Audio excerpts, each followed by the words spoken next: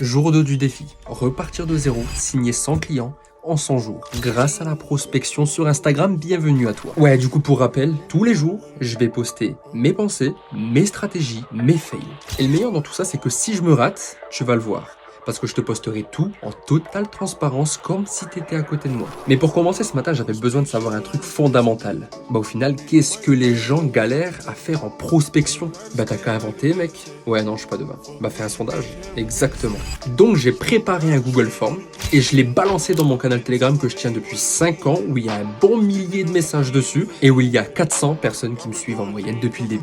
Alors j'ai commencé par noter mes questions, j'ai demandé aussi à ChatGPT pour des questions potentielles auxquelles moi j'ai pas forcément pensé, et puis je l'ai balancé dans ce canal Telegram. Petite parenthèse, si toi aussi t'as envie de péter ton plafond avec la prospection, mais que toi aussi t'as envie de vomir à chaque fois que tu ouvres tes DM sur Instagram pour prospecter, eh bien commente forme, je t'envoie le formulaire, comme ça me fait plus de data et je pourrai au mieux t'aider. Voilà, je l'ai balancé, maintenant je vais attendre sagement les retours. J'ai 6 heures de vélo à faire là, juste après que je suis en train de tourner cette vidéo pour ma préparation Ironman. Et là sur le vélo, je me rends compte d'un truc, donc je m'arrête et je te le partage.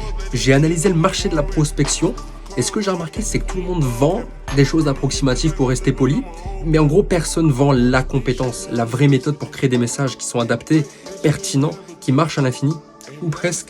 Alors je tiens compte de ça et on en reparle demain. Et voilà, du coup j'ai fait 180 km de vélo, mais comme je suis un poil con, je me suis spoilé, j'ai vu qu'il y avait déjà pas mal de réponses sur le formulaire. Et ce que je remarque d'une manière générale, c'est que ceux qui prospectent, ils ont très peu de réponses positives. Tu sais, ce truc là. Et quand bien même il y a des réponses positives, ça ne débouche même pas sur un code. Même quand tu parviens à avoir un appel de vente, le prospect ne sait même pas ce qu'il fout là. Donc tu rates ta vente et t'es pas content.